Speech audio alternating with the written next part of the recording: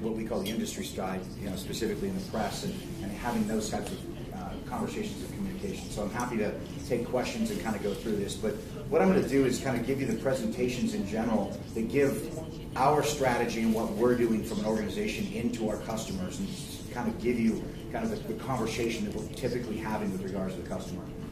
Specifically, in our particular world, the big thing I'm going to talk about is where we're seeing change and kind of where the industry is going. So I talk about this regularly and get into those conversations with customers on a normal basis. And so I have just a few foils that I'll walk through and kind of talk you guys through some of the stuff of what we're seeing today. I have spent the majority of my career, 17 years in information security, and probably closer to 25-ish in IT in general. I can certainly talk about all of those things from a corporate perspective. I also understand there's some folks in the room who are in more of the consumer space, and I am a consumer, so I can speak to that a little bit as well. I can talk to I carry a lot of devices. I'll talk a bit about sort of the Internet of Things and what that means to us as an organization, both Intel Security and Intel proper, and ultimately what that means from an organization perspective.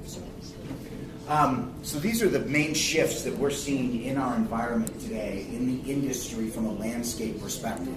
So first and foremost, the industry is changing with regards to the types of users, right? We've got two major types of users that are changing, or changing all of this. So first and foremost, the mobile and ultimately remote user, right? So people want to work more remotely. There is, I don't know the exact number, but there's multiple millions of people here in Mexico City alone. And just getting across town, I was told, with no traffic would be 2.5 hours. So my understanding is if you try to do it in the traffic component, it would be much longer than that. Remote components are becoming a way of life.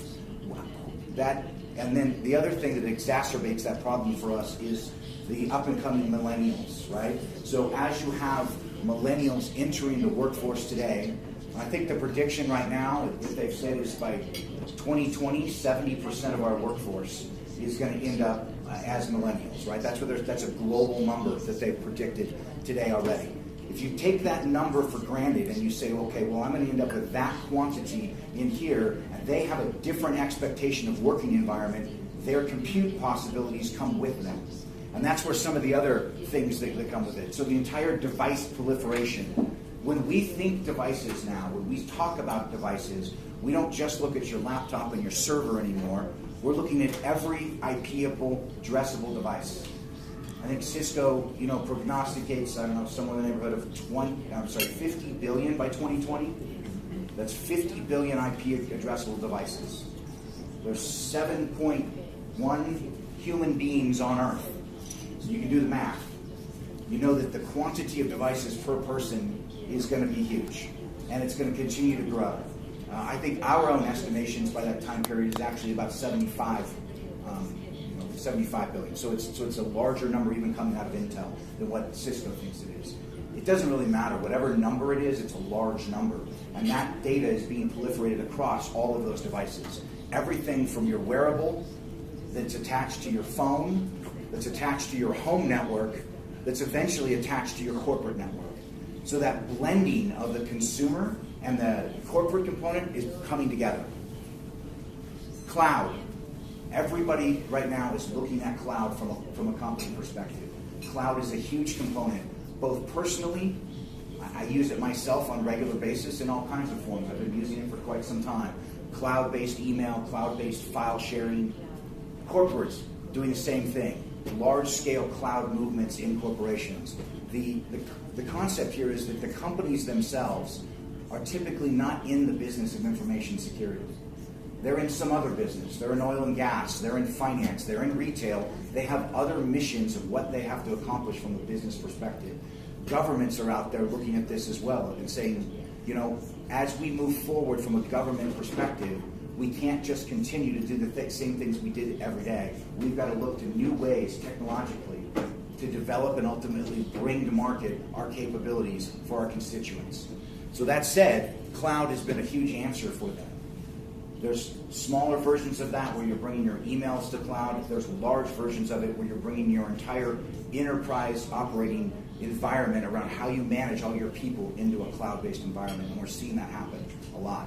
A lot of sensitive information is moving off of the corporate premise and into that cloud environment.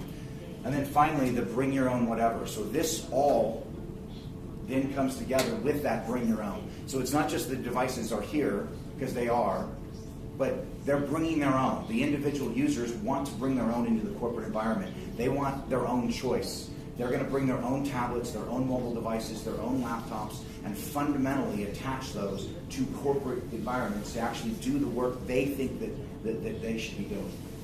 So this is a huge shift in a paradigm shift in general that we've been seeing over the last 5, 6, 7 years, and this is continuing to grow. Then you've got our side of the fence, right? The IT and IT security side of the fence. And we're starting to really reach critical mass now in multiple areas. So these are big things with regards to us. So first off, the data sources that corporations are having to ingest are huge. They're continuing to grow time and time again, and that growth is becoming a problem for them. The problem is that when they sit down and start to analyze the data, it's too much data to be able to analyze to actually take any meaningful value of it. You'll hear this term a lot in the security space, threat intelligence. The threat intelligence space is huge, right? It's growing exponentially every day, and people are trying to get a handle on all of that. What is threat intelligence? Fundamentally, it's known-based security information of what's going on in the industry, and what they're trying to do is get context around that to know whether or not that intelligence is applicable to them. You know, I see something happen, I hear about there's an attack on retail going on right now. And that attack on retail, if I'm a retail company, does that matter to me? Do I have the same flaws or vulnerabilities in my systems that the other folks have? And they're having to check on that. In today's world, that check is a manual check. They're having to validate that. Finally, the quantity, we have a giant security console problem. I know some of it was already touched upon here, but I think it's worth mentioning. If you went to any of the large security conferences that exist in our industry, so the biggest one that just happened a couple of weeks ago in San Francisco was RSA.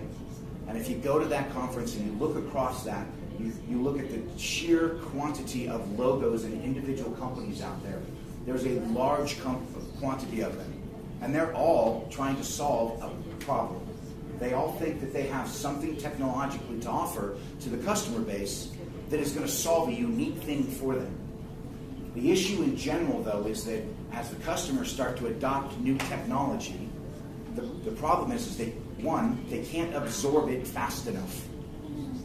They can't keep up with the adoption rate of how fast we, as the industry, are innovating.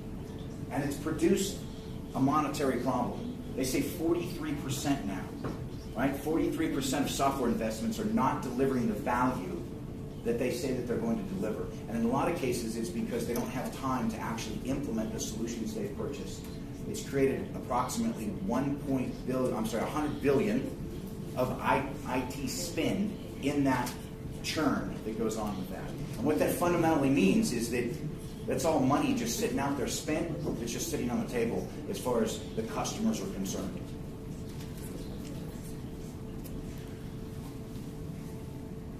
And then there's this real problem. You know, if you talk to the head of our organization, he now sees this problem as well. This problem has been going on for quite some time. We have a huge labor shortage. Frost & Sullivan did a report in conjunction with ISC, and they basically came back and said we're going to have, by 2020, 1.5 million shortfall of quantity of security trained professionals.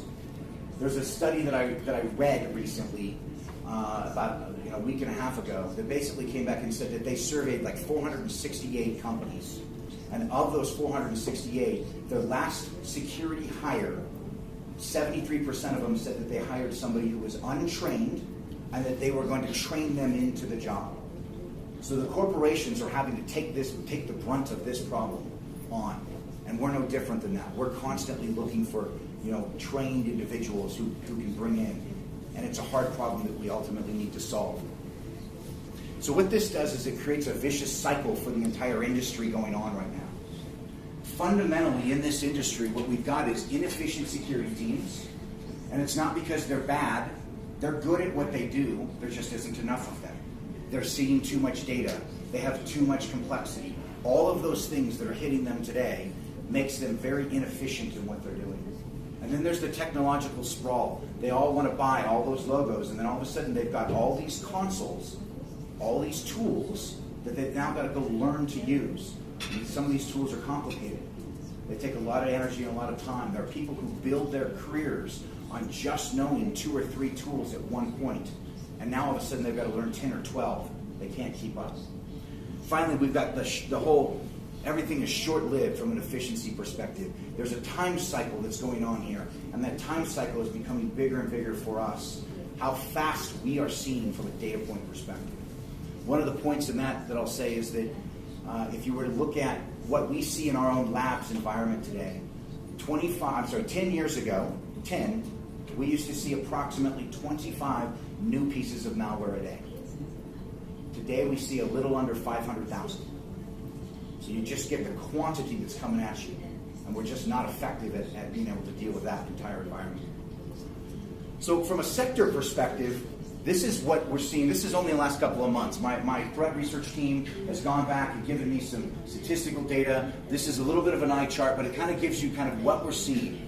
These numbers, by the way, are global, right? So this is not specific to Mexico or Latin America. This is a global number, but I'll kind of give you some industry stuff of what's going on behind some of the scenes. So here's some impacted industries that are pretty heavy, and you see the big one up there. So I started with it was government. So what are we seeing with regards to government today? This is what we're seeing today. So there's a lot of denial of service attacks still going on, a lot of defacements going on, right? We've got a little bit of actual malware attacks, a little bit of those kinds of things going on in government today. But right now, the geopolitical landscape that's going on is causing individual countries to use cyber as another form of attack platform against each other. So that's going on today and still continues. We believe this is going to continue to grow. You're going to see more of this happen, especially with things like presidential campaigns throughout various countries going on, or various races. You're going to see a bunch of stuff going on with regards to that. Critical infrastructure. This is a really scary one. I hope you guys seriously take note of this, because this can affect every one of us in this room. Right? Our critical infrastructure is continuously being impacted. If you go back to the lion's share of the various organizations that sit out there today and that run critical infrastructure, i.e. in this particular case, I put one up here around power. The Ukrainian power company was breached in December, right? That's not new news, but if you look at the concept of where that's going, right? 80,000 people were without power. 80,000 because they took out that particular city. Now imagine what happens when they start taking critical infrastructure out in a large city like Mexico City. What happens there, right? Look at the quantity of people that could ultimately be without power for a long period of time. That ultimately can have a devastating effect to the overall local economy and in some cases global. If you look at, as an example, Mexico as a whole, from our perspective, and part of the reason I'm here is because Mexico is extremely important to us. Right? If you look at, we're going after the global 2,000 from a corporate perspective, and 10% or better of those global 2,000 sit in this country alone. So the effect of this kind of thing from a critical infrastructure perspective is extremely important for us. Healthcare. This is another worldwide one. The healthcare market right now is seeing a whole giant proliferation, primarily around ransomware. And I'll talk about ransomware a little more in just a second, but the ransomware thing is continuing to grow. What's happening in healthcare? Very similar to critical infrastructure. On the back end of it, their devices. So their normal PCs, their laptops, even their tablets that the doctors are using to go in and out and see patients and transport medical information. We're actually pretty good at protecting a lot of that. Where the real problem comes in is in the actual bedrooms, in the operating rooms, the devices that sit in those areas. Because unfortunately, those devices are old operating systems, in some cases proprietary operating systems, and so those things have serious repercussions from a protection perspective. And when you have things like ransomware hit large-scale healthcare organizations and attack their data and ultimately lock it down so that you can't deliver patient care, you're affecting human lives. And that's already happened today. That's not new. That's happening globally, right? There's hospital systems that have already been attacked both in the US, in Europe, and in Australia with that exact same function today. Retail is continuing to be a huge market, with, and why? Well, again, monetary gain. Point of sale attacks are continuously growing here. I didn't put any other additional ones that haven't necessarily made press, but we've had our own right here in Mexico. Right? We've had retail attacks here that have come after point of sale related stuff, and we've had financial loss with regards to this. And then finally, the financial sector. This graphic up here that we sort of picked is sort of an interesting story. There was a very large financial institution. It started in a European one, kind of migrated to the US, and ultimately it started to then hit globally from an overall security perspective, 15 additional financial institutions. And what did they do in here? Well, the first thing you need to know is that the attackers, we found out, have been inside this bank's network, counted 7 years. They've been inside their network. And fundamentally, what they did was they started to look at how they could manipulate the market. They started looking at global economies and how they can make trades happen and ultimately siphon money off. There's a press story that just happened over the weekend that some of my team told me about, where they're very excited over the fact that there were hackers who broke into a bank to make wire transfers, and they accidentally misspelled one of the companies they were trying to, and therefore that portion of the wire transfer was thwarted, right? It stopped it. Never mind the fact that they still got away with 80 million, right? That's 80 million US. They do this because, well, there's money in it. There's a lot of money in all of this. The ransomware thing, we're going to continue to see this grow exponentially. This is continuing to hit our environment regularly. In fact, you're getting to the point where you can do ransomware as a service. I don't even have to be a hacker per se. I can go out today, I can buy my own piece of malware, ransomware, my own iteration, my own version of it. I can then go rent a botnet. All I got to do is have money behind it. I rent it. I start the campaign off. I propagate my own malware. People click on things. Money shows up. That's fundamentally how it happens. And this is already happening today, and it's going to continue to grow because there's giant financial gains going on with this. The most prevalent versions right now, CryptoWall, Tesla, there's another one that's really hitting Lockheed. There's another major one going on. The really interesting ones is the changing. One of the things that's hitting home with regards to this is that the actual piece of malware that hits your environment today, once it hits and lands, when it moves from one machine to the other, it changes itself just enough so that you can't find it. So in other words, if I find the first one and I say, fine, I'm going to search my environment for the rest of them, it'll look like I don't have it. So I'm constantly having to look for that iteration. Again, as I said, I see a little under 500,000 new pieces of malware a day, and that's where that iterative process is happening today. Just a quick story on this. This is not just it affects everybody, right? It affects home users. This is affecting everybody on the outside. It's affecting large companies, as I said, healthcare systems. It's continuing to grow. And initially, it felt like it was a nuisance, but it's no longer a nuisance. It's truly becoming a bigger problem for us, almost an epidemic from a security perspective. I had a good friend of mine. She owns a single-person shop, small business, and all she does is she restores and sells used furniture.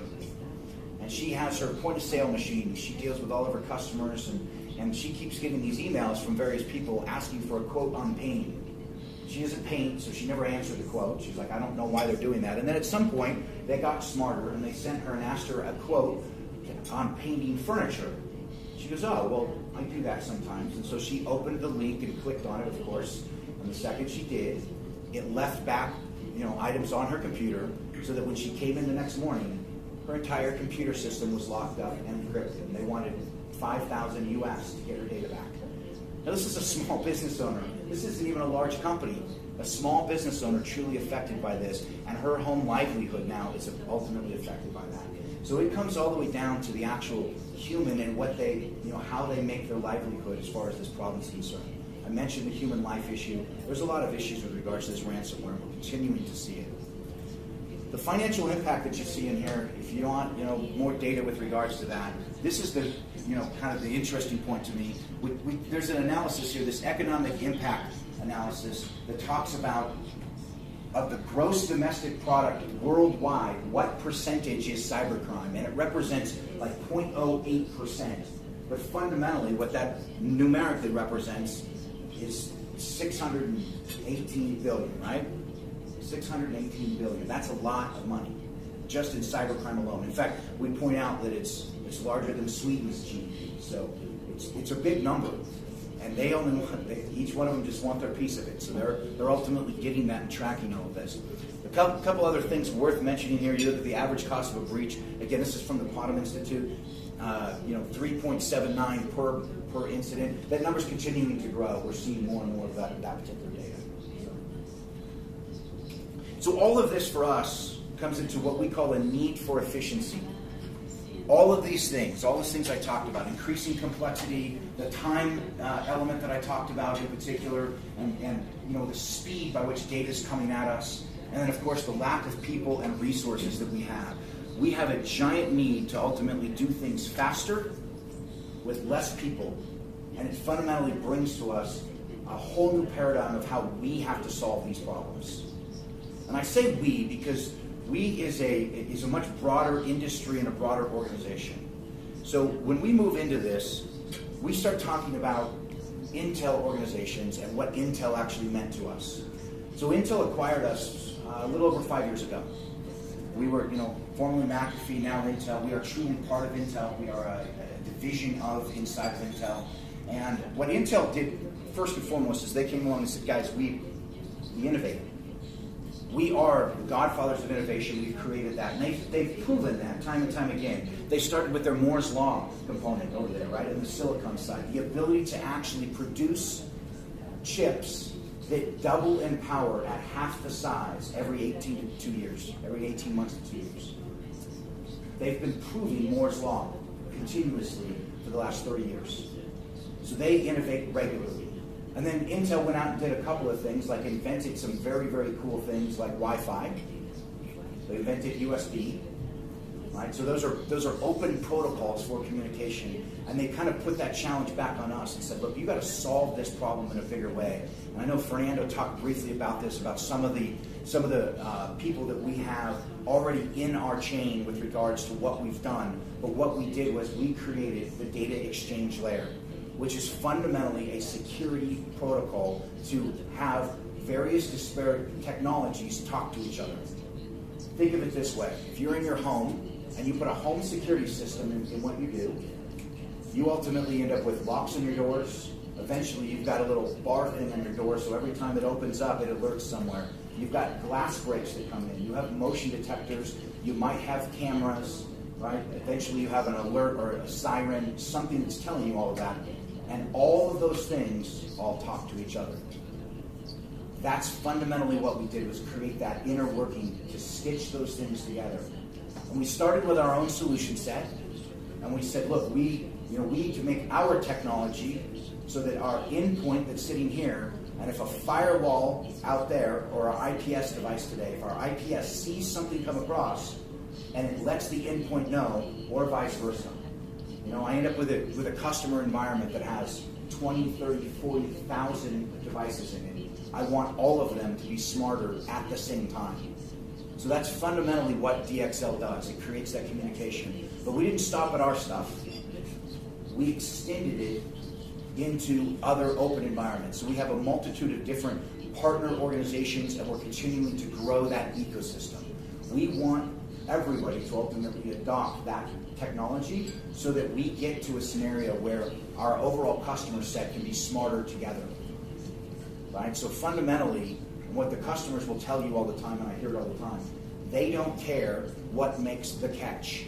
Whatever device it was in there, whatever it was that alerted them in the first place, they don't care which one it was. They just want it to be caught and dealt with, and they want the rest of the environment to get smarter together. And that's fundamentally what this does. And then finally, we've taken it even the next step with regards to Intel. Intel has created an entire new technological development that is brand new, that went into their latest chip environment now, called SGX. SGX stands for Software Guard Extension. And Software Guard Extension sits in the latest chip platform, the Skylake platform, that was released in September of last year. Now, when it was released to all the OEM manufacturers, so Lenovo, Dell, HP, Apple, all of them, all the various players who adopt Intel chips and put them in their portfolio. And what happens now is that the SGX, as it starts to make its way through the market, and all of those new versions are coming out in all the various manufacturers, and all the customers are going to absorb that technology, it's going to allow us to do some major things from a security perspective at the chip level now. So now we can use that software guard extension to do some very cool things, like we can create a container down at that level so that when they go to execute code, we can corral it, put it in a container, and make sure that it only executes in that to ensure that it's safe first. The second thing we can do already is we can actually have DXL communication leveraging the chip now because of SGX. So I can go chip to chip from communication. That's important for the future because as those chips proliferate beyond the normal compute and into the IoT space, that technology will go with it. And that's where we're fundamentally going to see security communication extend all the way down into all of the actual devices themselves. That is ultimately the future of where we're driving all of our technologies. We're fundamentally going to be bringing the security-based components across all devices everywhere.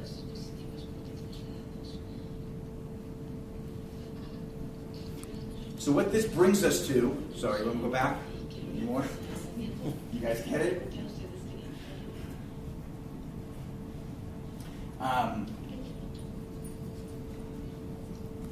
So fundamentally, what this means for us, I don't like to build on this, so I'm just going to build it and talk to it. Okay, perfect. What it means to us is that our job here, as we go through our cycle of protect, detect, correct, that adaptive cycle across all of that, our job is to ultimately disrupt the adversary at the earliest possible portion that we can. We want to disrupt whatever activity that they're possibly doing. We fundamentally need to get rid of the low-hanging fruit, the easy stuff, right? We need to get rid of that for the security professionals because there are not enough of them, as I said, and they don't have enough time, and they can't be dealing with everything. They need to deal with the really hard things. So we're going to get rid of those easy stuff. And fundamentally, we've got to contain and repair and ultimately give them an automated solution that can truly correct all of that particular activity. Everything here is around managing risk. And so when you talk about what we do and where we're driving for the future, this is where we're going as an organization. Our solution sets and our ecosystem, partnered with all the other industry players out there, bringing together one unified threat defense lifecycle solution set. So with that said, I guess I will pause now. Is it time for questions, I guess?